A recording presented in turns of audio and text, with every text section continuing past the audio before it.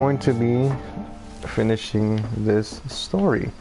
Now, I kind of forgot, like, about that, so we're gonna have to go by instinct, or we can just go back. Actually, yeah, we're just gonna go back. So, I was actually on the phone with someone, and yeah, I needed to answer it. So let's just go back here and look at the little pamphlet or story thing that's right here. Oh, we can't? Okay, well, we're just gonna go by instinct then. I have no idea where to go. Like, that's the one thing I hate. Like, whenever I have to, like, take a call or something and then I'm live, like, I can't do that. Like, I really wanted to hang up, but I don't know. I'm not that type of person, so let's see. Okay, I think we have to go to Lewis or Don. I think we have to go to Don, so let's see. We already been here, right? Yeah, I think so. I think we have to go up because we just went straight, so we have to go here. Mom definitely blamed Edie, but I think Lewis blamed himself. Okay, I'm gonna unplug my mic now, so enjoy the gameplay. After he graduated, he just spent more and more time in his room. Until Mom got him a job at the cannery.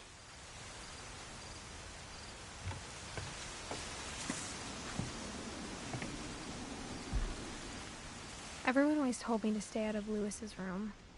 Except Lewis.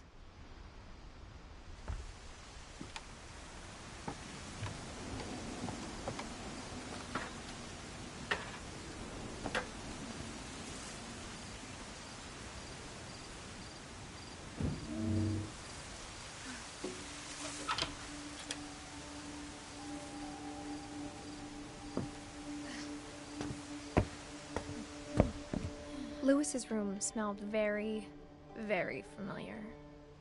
That part of him lived on.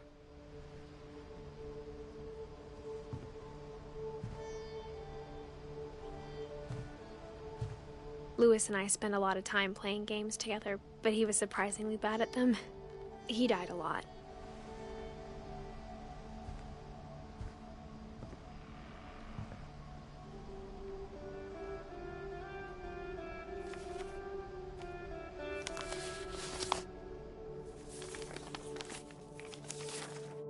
Dear Mrs. Finch, as Lewis's psychiatrist, I can understand your desire for an explanation. As I see it, the trouble began in January, shortly after we convinced your son to seek treatment for substance abuse. Newly sober, I believe Lewis first noticed the monotony of his daily life.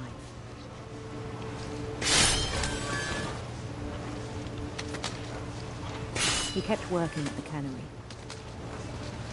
but he withdrew part of himself.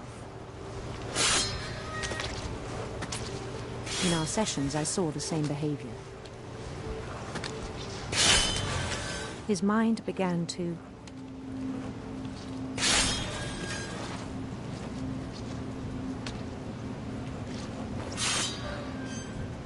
wander. I asked him to describe it. He said he started small, imagining a labyrinth.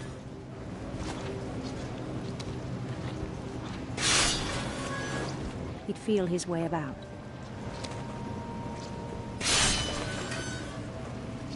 Then something moved. Bats. And toads.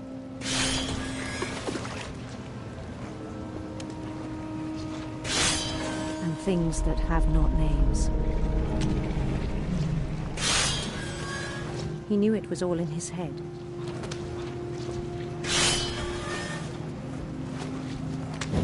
He took it very seriously. I had hoped he'd find himself.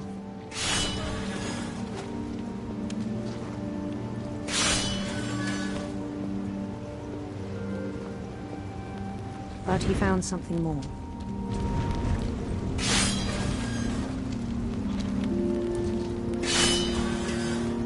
I worried about him then, daydreaming at the cannery.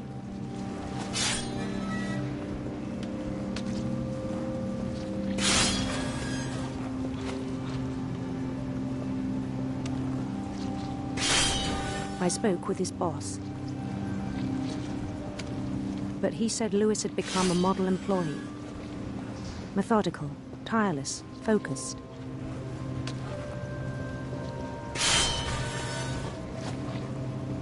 Like a whole new Lewis.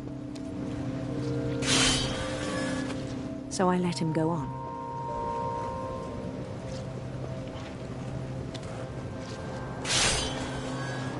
I even encouraged him.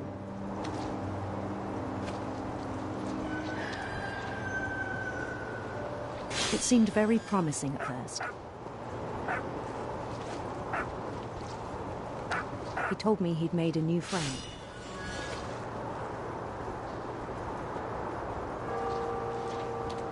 On the edge of a city named Lewis Topia.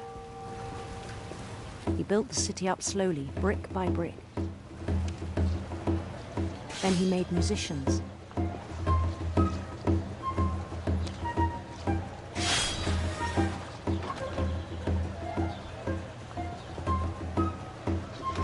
And songs for them to play.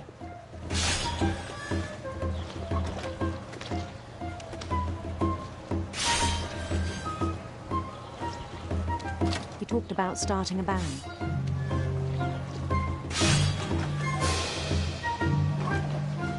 And he was always humming something.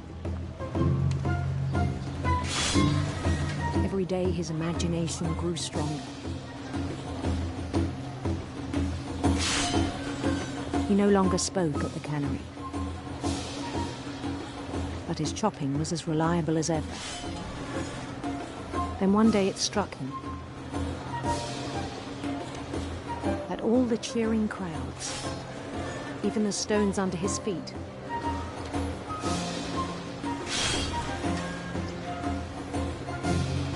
were all in his imagination, so he could do whatever he wished.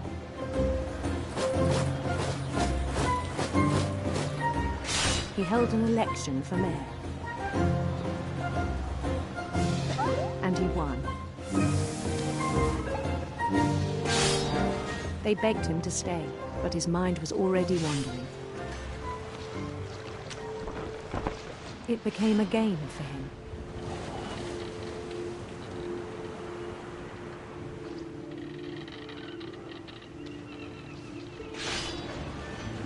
He'd conquer a city, then immediately push on.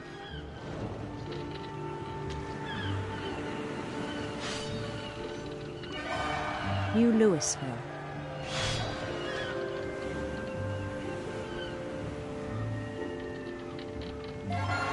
St. Louis.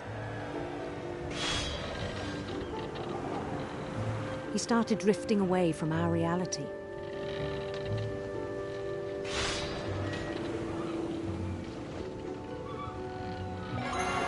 Minneapolis. Until one day he forgot to go home from the cannery. Even as his mother pleaded with him, part of Lewis kept sailing on.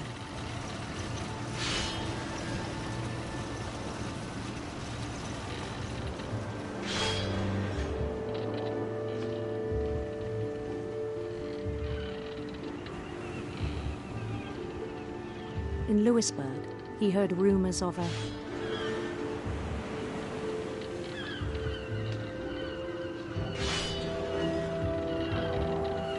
handsome queen.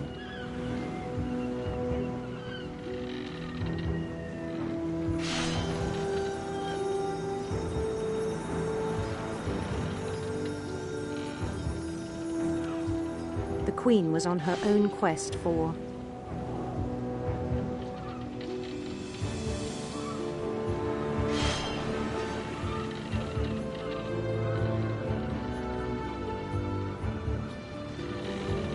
radiant rainbows.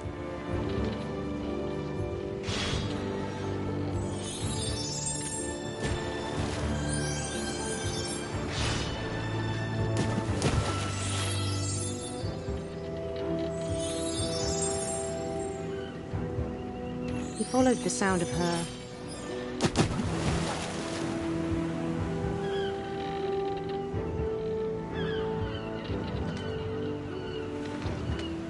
electric sitar.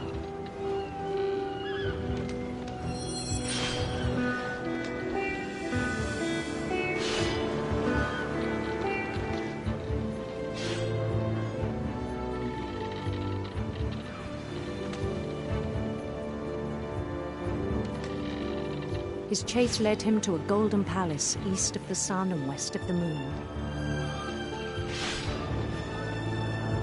Even then, his logic remained sound.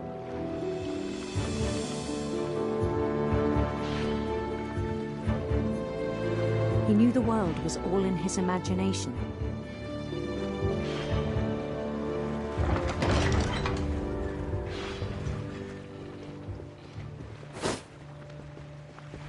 But he was so proud of having created it.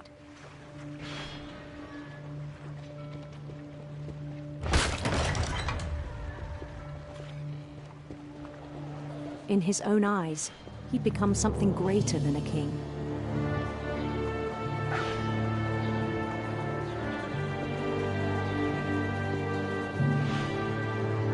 For someone who'd never known success in the real world, I think it was overwhelming. And then it struck him that the real Lewis was not the one chopping salmon, but the one climbing the steps of a golden palace.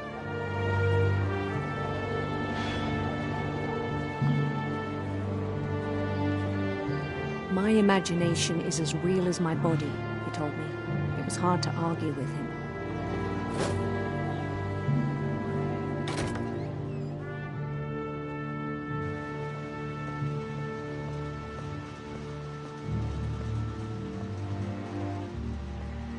He began to forget the world we know.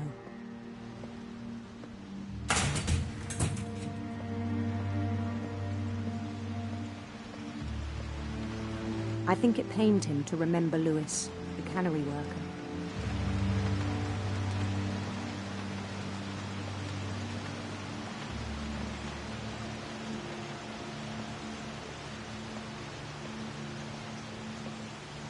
He began to despise the man with a royal contempt.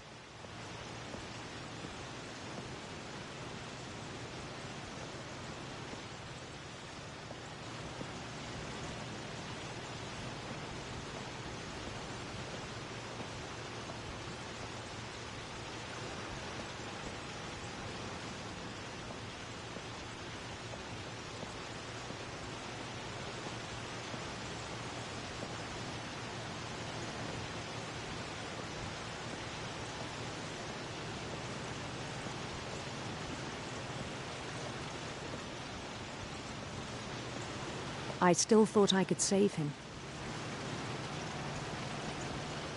Even after he said he was being crowned king over all the lands of wonder. The palace would be packed with his companions.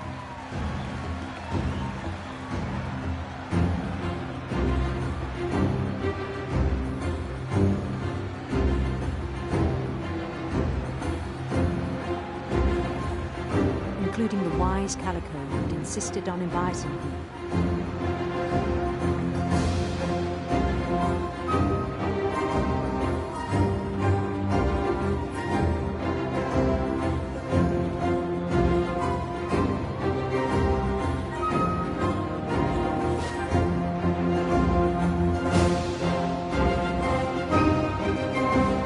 His queen waited, holding his crown.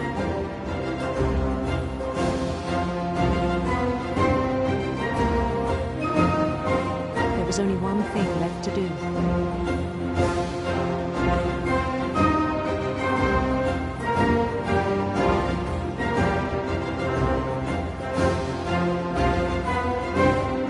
Bend down his head.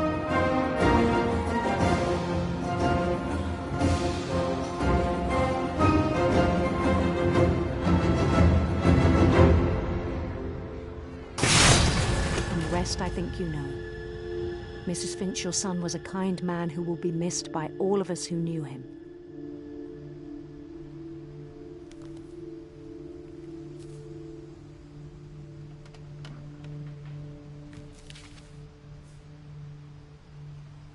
My brother was really cool. I wish you could have met him.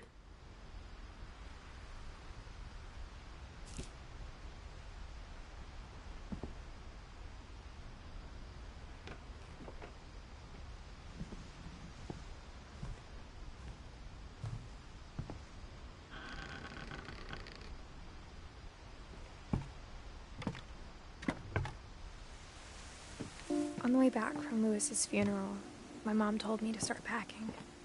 She waited until the day before we left to tell Edie. I'm not sure if she wanted to make it easier or harder.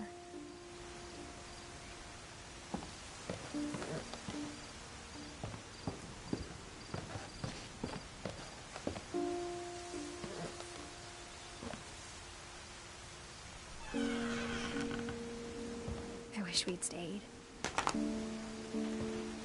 But I understand why we left.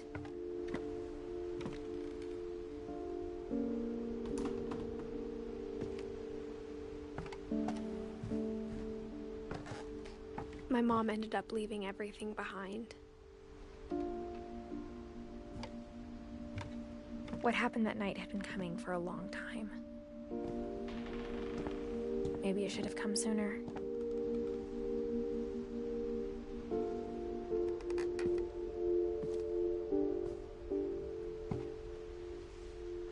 But it had to end one way or another. All that's left now is to tell you about that last night.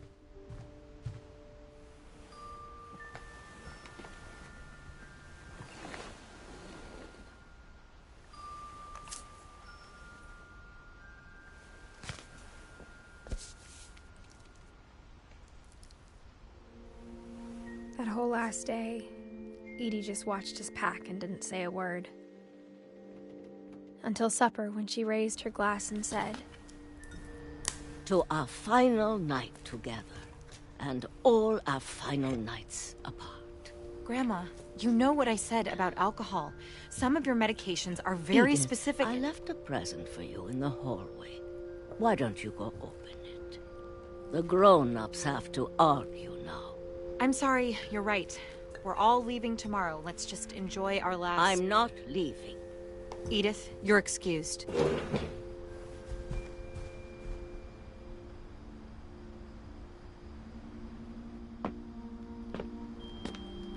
The power had been shut off that morning, but Edie always had plenty of candles. When my mom sealed the library, I don't think she knew about the other entrance, or that Edie had a key to it.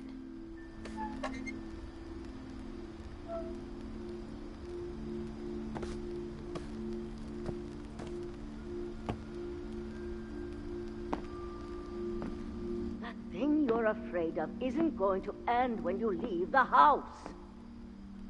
Edith has a right to know these stories.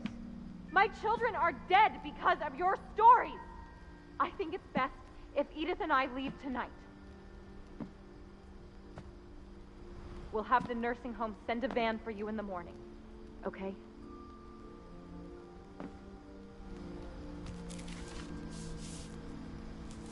Dear Edith, there's so many stories I wish I could tell you, but there's only time for one. This is about what happened on the night you were born. That night, the tide went way, way out. It was the first and last time I ever saw the old house aground. There'd been an earthquake out in the middle of the ocean. They called it the lowest tide in 1,000 years. God, it smelled awful. You know, I've seen that house every day of my life.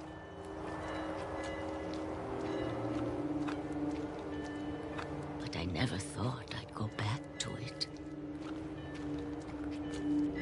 When the fog rolled in, I lost my way.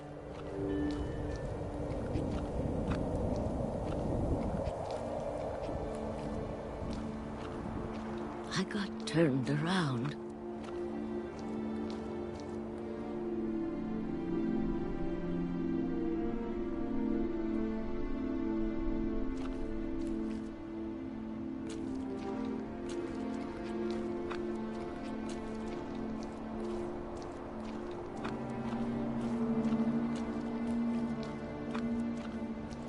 For a while, I wandered.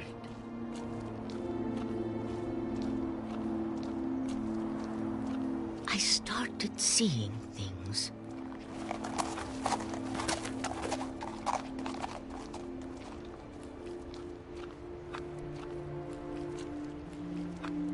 Things I'd forgotten had ever existed.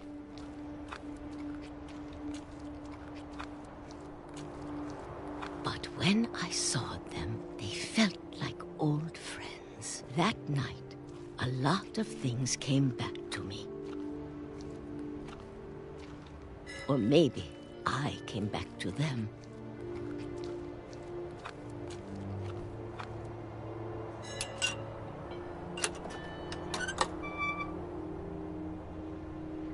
Things I can't explain, but that I need you to try and... Edith, what are you doing in here?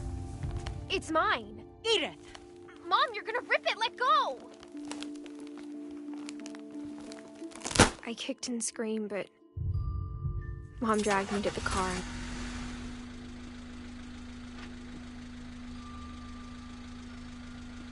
I never saw Great-Grandma Edie again. The next morning, the van came to pick her up, but she was already gone. After that, we moved around a lot.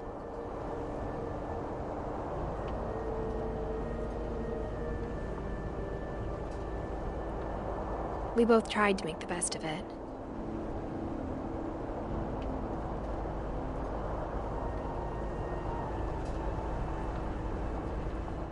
A few years went by.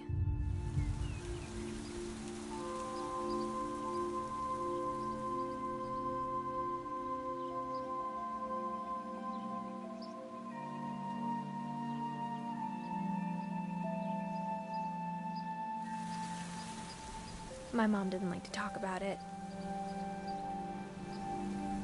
but she started getting sick a lot. The rest happened pretty quickly.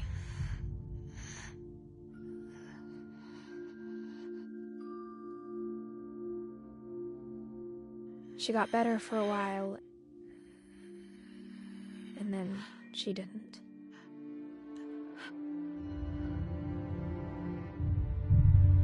And then I was alone.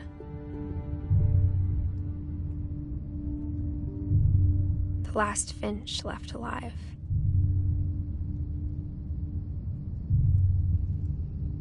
Until I found out about you. I'm still not sure what to tell you about all this. If we lived forever, maybe we'd have time to understand things. But as it is, I think the best we can do is try to open our eyes. And appreciate how strange and brief all of this is. This journal was supposed to be for you. But now I hope you'll never see it. I just want to meet you and tell you all these stories myself. But I guess if you're reading this now, things didn't work out that way.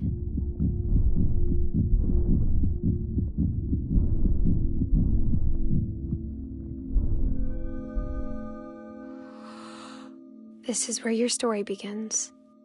I'm sorry I won't be there to see it. It's a lot to ask, but I don't want you to be sad that I'm gone. I want you to be amazed that any of us ever had a chance to be here at all. Good luck.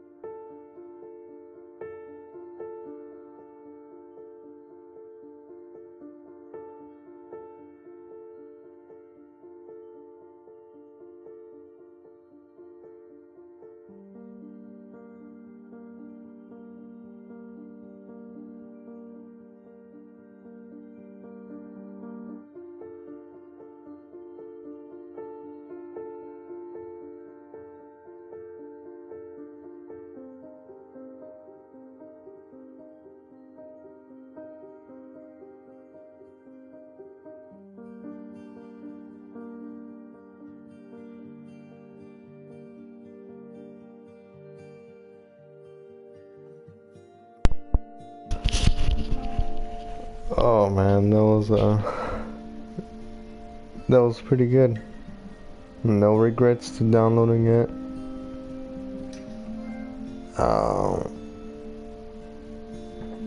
I would literally play this again, but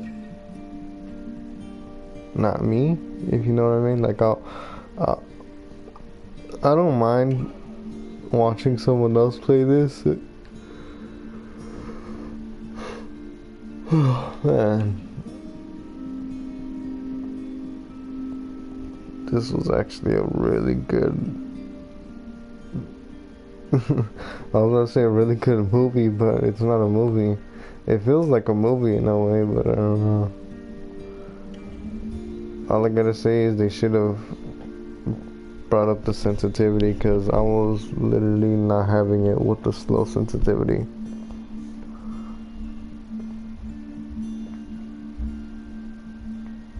But anyways, I'm going to let this run and see what's on the end, and yeah, we'll see what happens in the end. We'll probably go back to the main menu, but I'll just leave it like this for a while, and then yeah.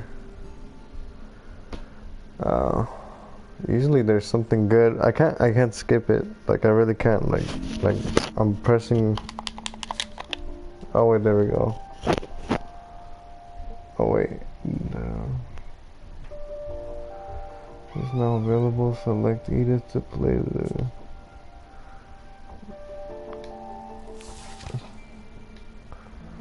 There is a create options. I don't know. What was that about?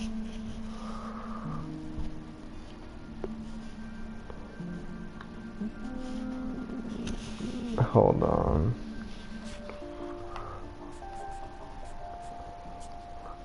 Like I'm just wondering, like if I let it keep going, will it just literally keep going? Like, is it like an endless thing? Play teasers. Wait, what?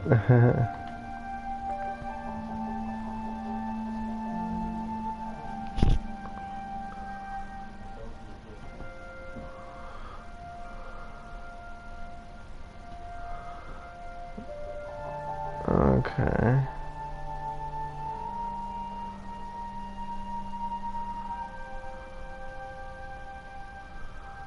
The Edith Finch team. Pretty good. The end. Alright. Yep. Well, that's it. That's the game. That is the game. That's the family tree. That's the Finch. Damn. That's pretty hardcore. Like, everyone died in the most brutal ways. I still don't know how Molly died though. Did she die like from eating so many things? Or did she die by the weird monster? Like, I don't know.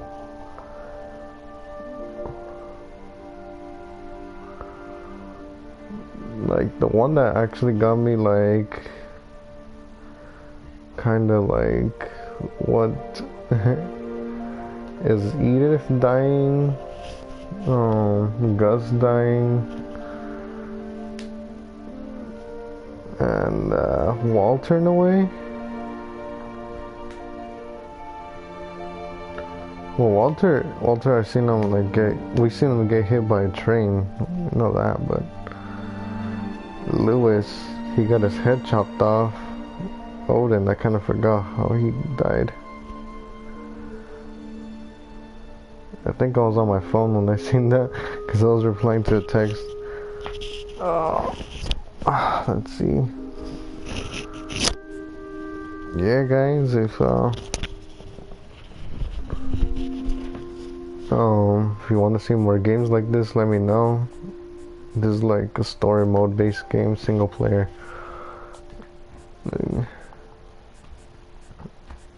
Yeah, this is a pretty good game.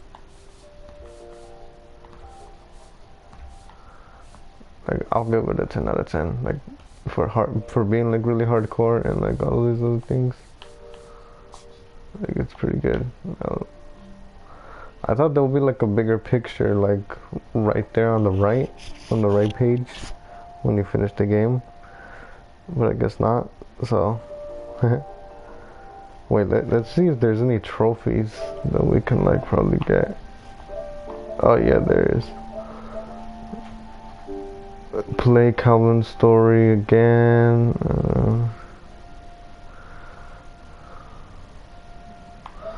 Let's see, knock down all the letters of Gregory's name into the bathtub.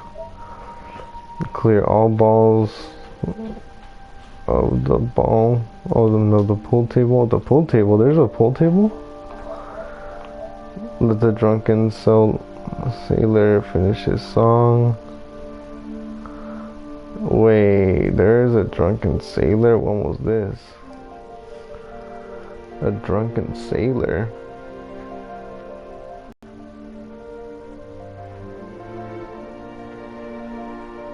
I have no idea.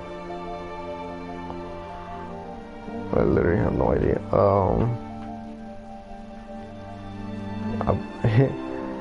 There's always like these, like, you know,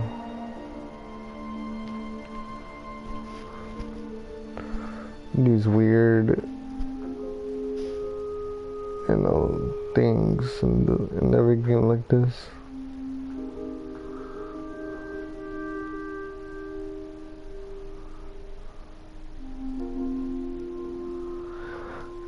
Everyone died like either brutally or just not naturally, like almost suicidal in a way. Yeah, that's crazy, but thank you so much for watching. Please hit the subscribe button, and any more suggestions, maybe leave them down in the comments. I'll see you in another video. Bye bye.